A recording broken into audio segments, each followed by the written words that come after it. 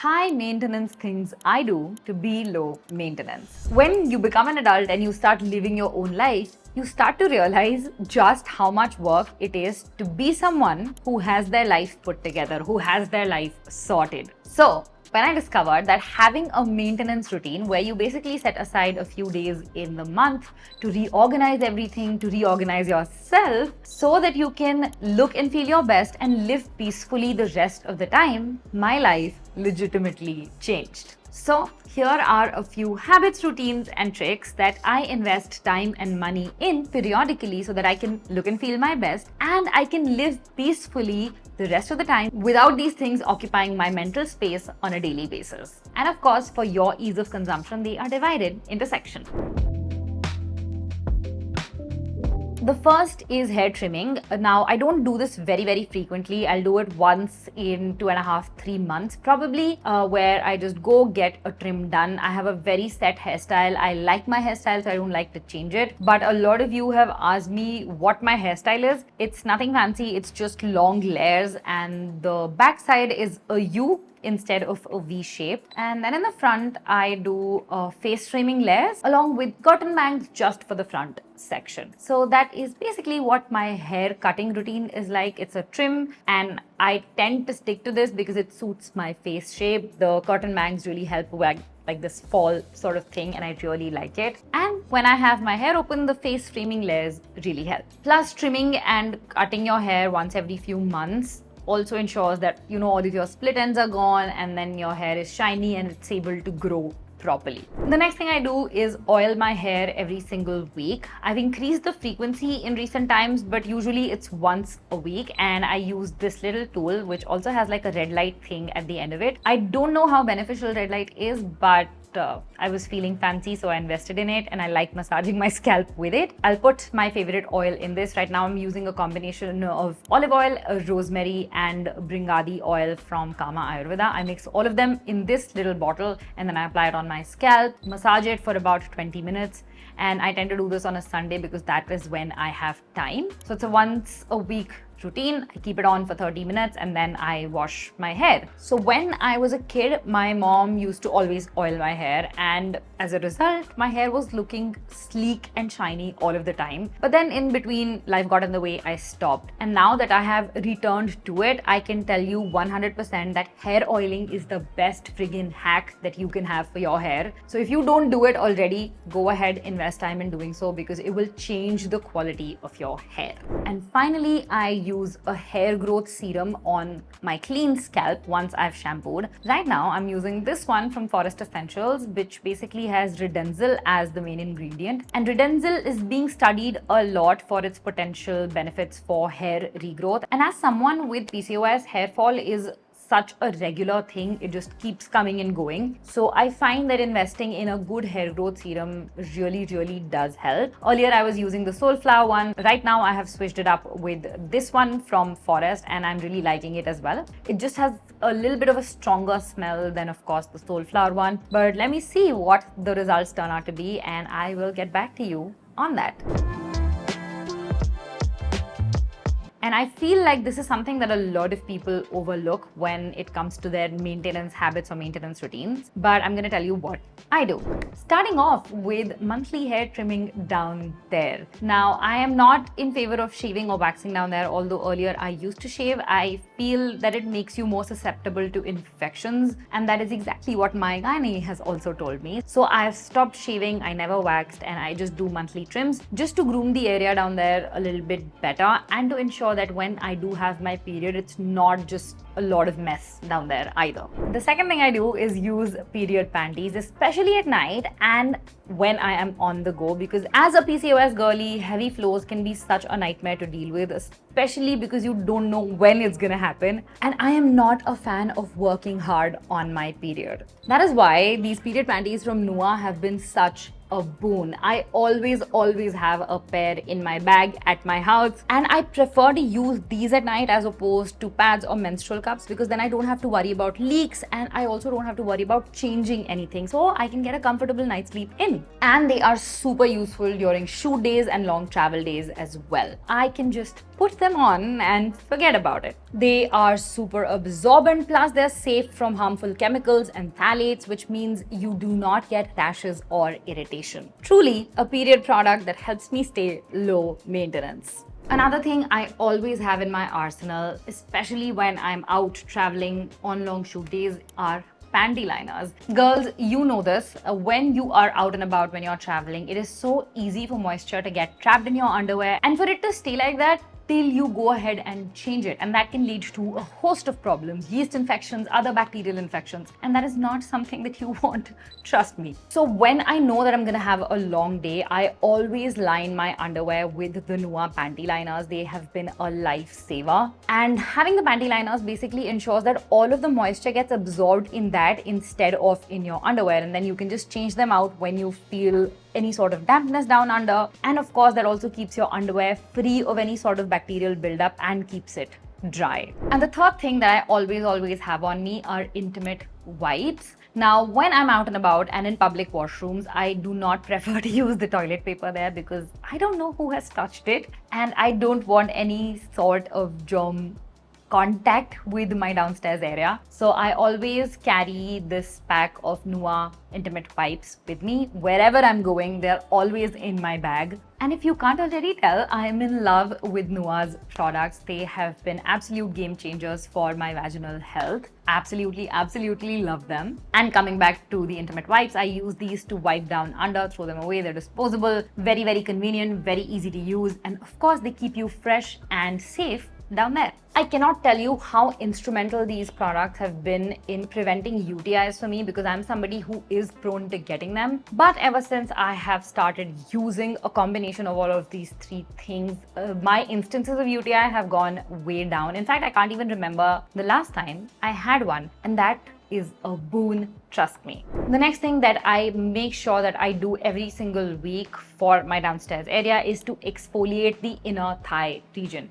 Most of the times when we are exfoliating, we forget about this area and it can have a lot of moisture buildup. It can have a lot of dead skin buildup that traps a lot of bacteria and that can get transferred to your vaginal area, which is not a great thing. So make sure, if you don't already do this, that every week you do exfoliate your inner thigh region, and that just helps keep things fresh down there. And finally, checking yourself and doing a self-examination once about 6 months. And you do this both for your breast examination and your vaginal exam.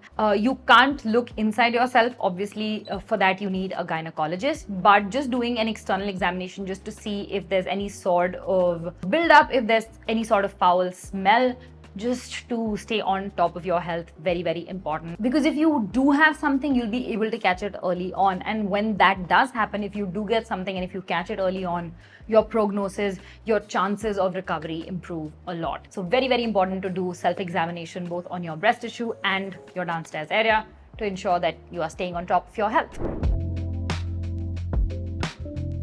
You know that I am very consistent with my skincare, but I feel like with the environment that we are living in, we need to do something a little extra every once in a while to ensure that our skin stays at the top of its health. So one thing that I do on a monthly basis is facials, and I like just getting a cleanup done where all of like my blackheads, whiteheads are taken out. I get a deep tissue face massage, and that just ensures that my skin is radiant, it's exfoliated, any sort of dead skin or buildup is removed, and I get like a really deep cleaning done. And I absolutely love it. I've tried multiple different facials, but I think the regular one at my parlor works the best, so that is what I go and get done. The next thing that I do is shave my face about once a week or once in 10 days, depending on what sort of growth I have. I use this little tool from Braun, absolutely love it. I used to use those single blade face razors earlier, but I feel like they can sometimes over exfoliate your skin. Ever since I've switched to this, I have been loving it. And anything that's extra, or if there's any sort of hair that's, you know, darker or thicker, I'll just tweeze it out or pluck it out, and that just ensures that my face is exfoliated, that there's no peach fuzz, my makeup goes on smooth like butter, and I'm always feeling like my best self.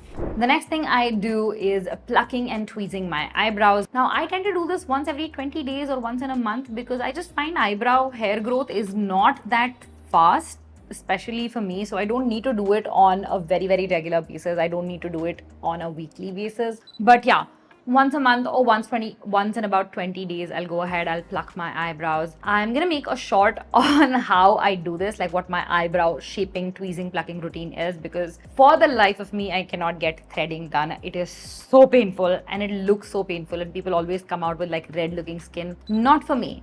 But plucking and tweezing does not take up a lot of time, does not cause a lot of pain either, despite the fact that I'm still plucking out hair. And it just is a lot more convenient. I can do it at home. So that. And of course, my supplements and my collagen powder. Now, this is something that I do on a daily basis, mostly if I have not forgotten to take my supplements that day. But I take this one multivitamin for women from GNC. I take collagen, the marine collagen powder from Wellbeing Nutrition. Absolutely love it. But marine collagen does not taste the best, so I tend to mix it with this skin fuel powder also from Wellbeing, which has a lot of these different vitamins, L-glutathione, etc. And because it's orange flavored, it masks the taste of the collagen powder and it tastes nice. And I also take my PCOS supplements, which also come in the form of powders, and they have also helped my skin immensely. And yeah, that's it for my supplements. Once a month, I book a body massage. Once a month or once every 45 days, depending on how busy my life is going and how much I'm working out in that particular month, I will book a body massage. And I kid you not when I say it is a game changer. It will relax you to the deepest level. It will relax your muscles. It will make all of that tension go away. Highly recommend if you can get it. I know that a lot of parlor wali didis also do it. A lot of daimas also do it. So whatever works, you just need to get like a massage done. It also helps with lymphatic drainage. And it's honestly one of the best things that you can do for your body.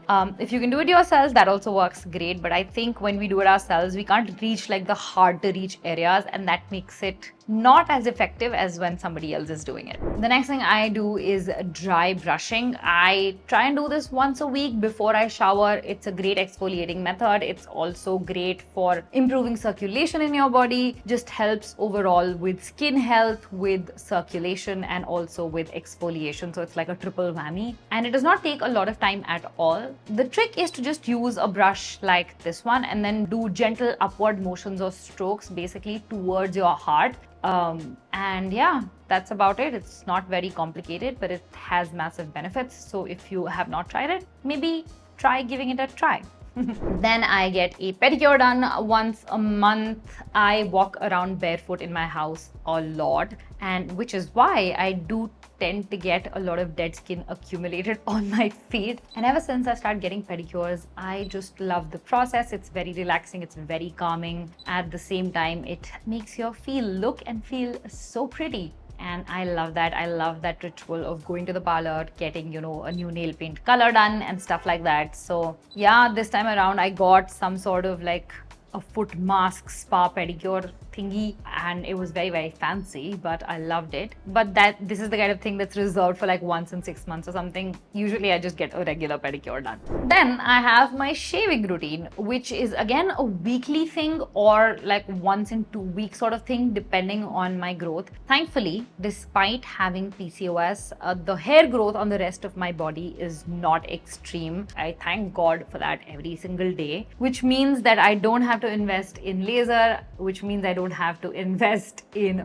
waxing on a very regular basis. I do my shaves, they last me a couple of weeks, and then I just go ahead and do them again, and I use this razor. I lather it up. I'll either use body wash or I'll use conditioner, and that just ensures that I get like the smoothest shave ever. And I exfoliate before I shave so that if there's any sort of ingrown hair that has happened, it comes out and I get a smooth shave. And exfoliating also prevents you from having ingrown hair in the future. So I've never had the problem of strawberry legs ever because I have always kind of followed this routine. And then finally, we have gel nails at home. I am already due for my next appointment with myself of doing gel nails. I already have a short coming out for you guys on how I do my gel nails, or maybe it's already out, we'll see, depending on when this video goes live. But yeah, they're due for an upgrade now, and I do these at home. It takes about about 2.5 3 hours to do like both hands and do it properly. So I will usually do this once a month. I will take time out at night, sit down with all of my equipment and do it by myself, because going to a salon and getting it done is very expensive, and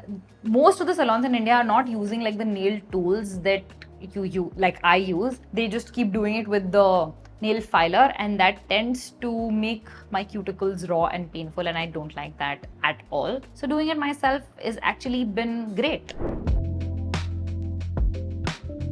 There's not a lot of high maintenance stuff here, but a few things that I do on a monthly or a weekly basis are: one, dry cleaning all my clothes. I tend to put all of my dry cleaning off till one day in the month when I have, stuff to give, so that I don't have to keep track of chala gaya and leke aana hai, all of that stuff, right? So any fancy clothes that I've worn, anything that's Indian that I've worn, all that goes for dry cleaning, and I'll do it once a month, and that just ensures more peace of mind for me and clean clothes in my closet. I also reorganize my cupboard about once a month or once every 2 months, where I take out clothes that I have not worn in a while, that I don't seem to be wearing anymore, that I know that I'm not going to wear anymore. They will most likely be given away to somebody who needs them, or they go to my younger cousins if they want anything out of that.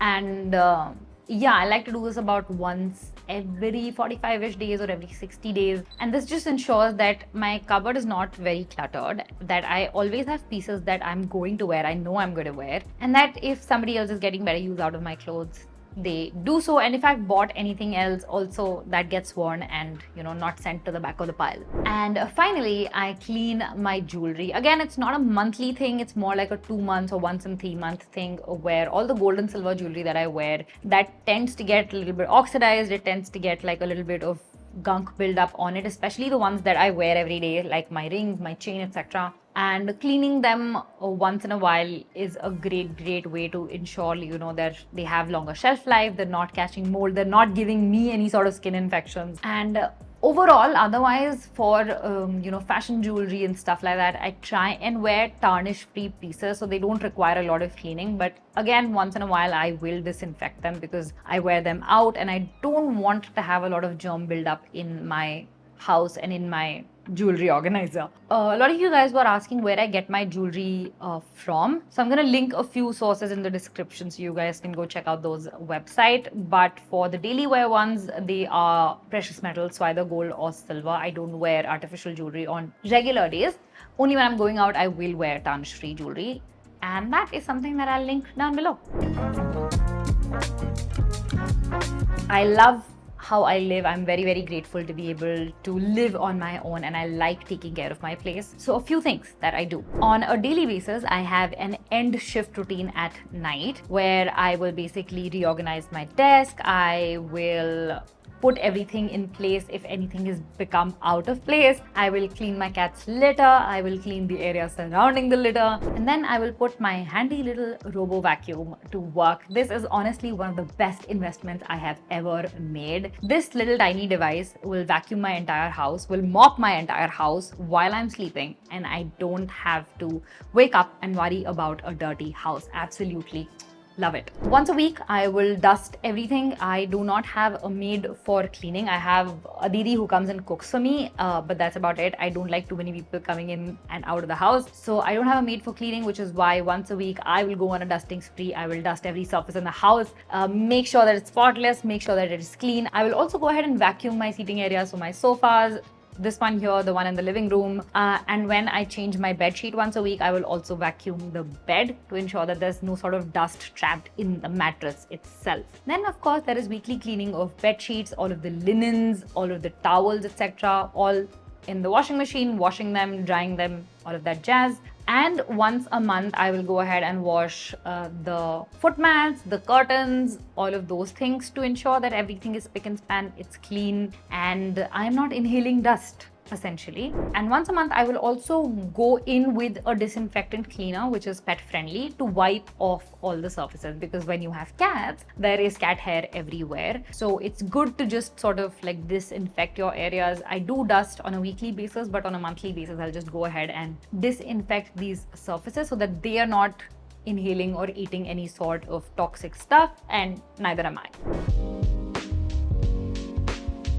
So as a part of my financial planning and my financial routine, I do SIPs or systematic investment plans, which gets cut from my account once a month. So all of my investment happens in one chunk at the beginning of the month, and that way is I know that I've invested all of the money that I need to invest, and I don't need to worry about saving every little penny here and there and figuring out, oh my god, how will I save up for this investment later on, right? So invest and save before I do anything else with my money, and I have made this a monthly habit. Happens at the beginning of every month, and I absolutely love it. The next thing I do is budgeting and checking my expenses and my balance, etc. At the end of every month. I anyways have to do this for GST purposes, but doing it and staying on top of how much money I'm spending in a month, how much money is coming in, what are my expenses like, all of that jazz just helps me have more peace of mind and be more aware of where my money is going and what I need to do with my money to make it grow. And of course, paying all of my bills, all of my dues, my credit card dues, the salaries, any sort of other bills, electricity, Wi-Fi, all of that jazz. I have synced it up to come and happen at the beginning of every month. So at the beginning of every month, as soon as I get a payout from somewhere, I will clear these bills after I have invested the money. That ensures that I am staying on top of my finances. So yeah, those were the high maintenance things I do every single month, and a few of them every single week, to ensure that I have a peaceful, sorted life and I'm always looking and feeling my best. Now, I want to know if you do any of these things. If you do, let me know in the comments. If you don't, which one are you going to start with first? And if you want to check out more hygiene related stuff, more organizational related stuff, I have a couple of videos that you should check out next, because YouTube says that you are going to love them. And I'm going to see you guys very, very soon with the next one. Bye.